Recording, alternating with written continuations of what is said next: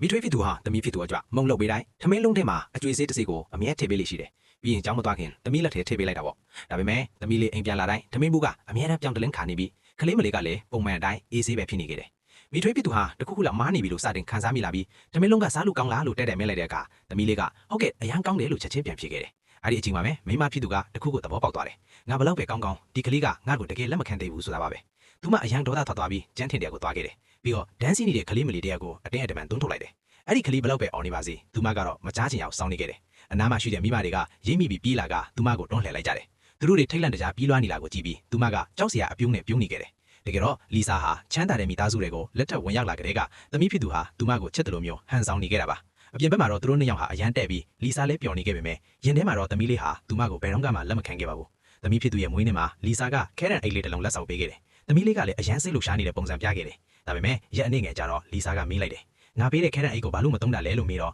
သမီးလေးကအတန်းပေါ်တယောက်ယူသွားတယ်လို့ပြောလိုက်တယ်နောက်နေ့မှာလီဆာနဲ့သူ့ခင်ပြောင်းတို့ကျောင်းကိုသွားခဲ့ပေမဲ့အဲ့ဒီအတန်းပေါ်ကသူလုံးဝမယူခဲ့ဘူးလို့ညင်းဆိုခဲ့တယ်နောက်တစ်နေ့မှာတော့အိမ်သားကပိတ်ဆို့သွားခဲ့တယ်အစပိုင်းမှာတော့လီဆာကဘာမှမဟုတ်ဘူးလို့ထင်ထားပါဒါပေမဲ့ရေပိတ်ပင်သမားကအကြာကြီးဖြစ်လိုက်တဲ့နောက်မှာတော့အိမ်သားထဲမှာလီဆာပေးထားတဲ့ခဲရန်အိတ်လေးကိုဆွဲထုတ်လိုက်နိုင်ခဲ့တယ်လီဆာအံ့ဩတုန်လှုပ်သွားရတယ်ဒီလောက်ငယ်ငယ်လေးနဲ့ဒီလောက်ကောက်ကြည့်လိုက်မယ်လို့သူမှမထင်ထားဘူးအဲ့ဒီနေ့သမီးကိုကြောင်းလိုက်ပို့တဲ့အခါဆီယာမပြောလိုက်တဲ့စကားကသူမကိုပိုးပြီးတုန်လှုပ်စေခဲ့တယ်မနေ့ကနေ့လယ်စာစားနေချိန်မှာကလေးတွေအားလုံးစားနေကြကိုတော့သမီးဖြစ်သူကထိုင်ကုန်နေလို့ဆီယာမကသွားနှိတင်ပေးတဲ့အခါမိထွေးဖြစ်သူလီဆာကသူမအတွက်သမင်းဘူးမလုပ်ပေးဘူးလို့ပြောလိုက်ခဲ့ကြောင်းသိလိုက်ရတယ်လီဆာအရာအံ့ဩသွားတယ်သူနေ့တိုင်းမှုန့်လုပ်ပေးခဲ့တာလေသမီးကလည်းစားလို့ကောင်းတယ်လို့အမြဲချီးကျူးတတ်တယ်လို့သမင်းဘူးကလည်းအမြဲပြောင်းနေခဲ့တာလီဆာအရန်စဝေးစဝါဖြစ်သွားပေမဲ့သူမမသိလိုက်တာကတော့ဖြူစင်တယ်လို့ဒီကလေးမလေးကပဒင်းပေါက်နာမှာရပ်နေတဲ့တခြားကလေးမလေးတယောက်ကိုတွန်းချလိုက်တာပဲဖြစ်တယ်